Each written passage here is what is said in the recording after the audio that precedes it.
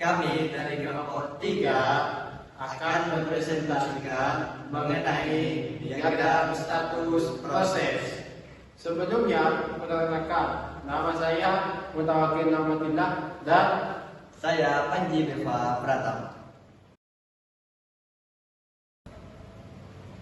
sebelum kita mempresentasikan apa itu diagram status proses, di sini saya akan menjelaskan apa itu proses. Dalam diagram status proses dapat didefinisikan sebagai program yang dieksekusi.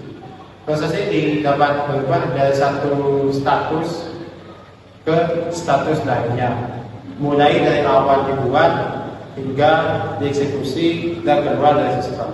Berikut adalah status proses yang umum digunakan dalam diagram status proses.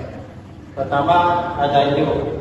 New adalah status proses yang sedang dibuat dan belum dialokasikan dengan sumber daya. Artinya, new itu adalah proses pertama ketika sistem itu sedang berjalan, ketika sistem itu sedang beroperasi.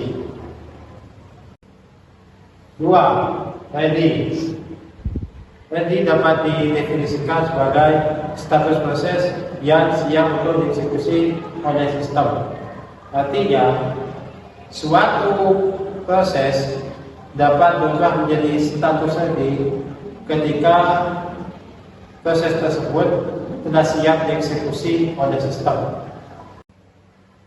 Tiga, running, yaitu proses yang sedang dieksekusi oleh sistem.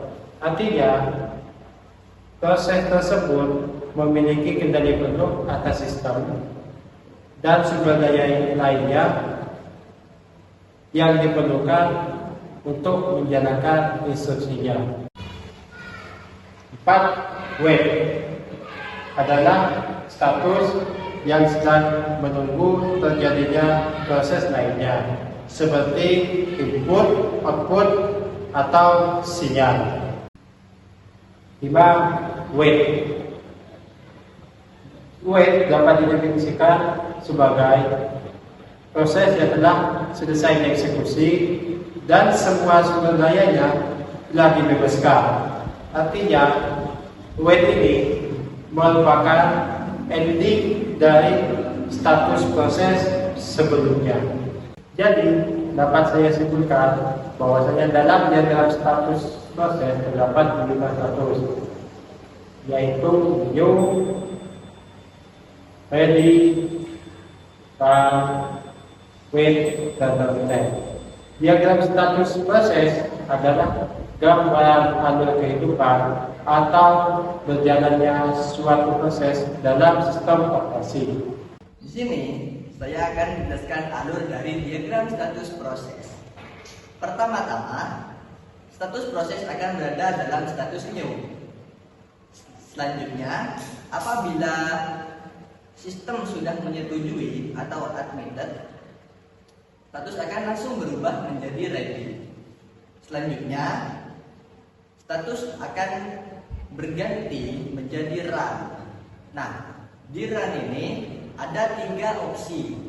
Yang pertama, apabila run mendapatkan suatu interupsi.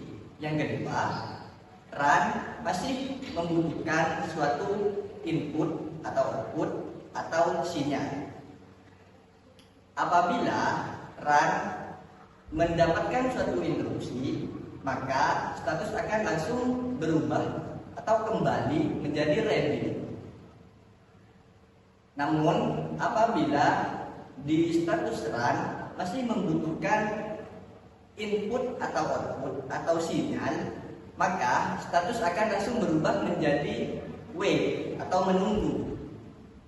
Wait di sini menunggu penjadwalan setelah pengguna menginputkan atau memasukkan input output atau sinyal pada saat masih status run. Dari wait ini akan langsung berubah menjadi status ready kembali. Dari ready, status akan langsung berubah menjadi run.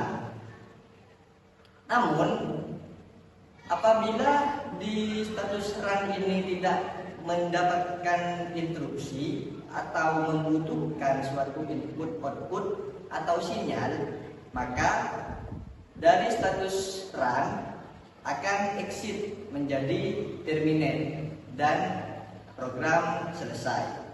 Lalu akan menampilkan suatu output. Sekian dari kami kelompok 3, kurang lebihnya kami mohon maaf. Wassalamualaikum warahmatullahi wabarakatuh.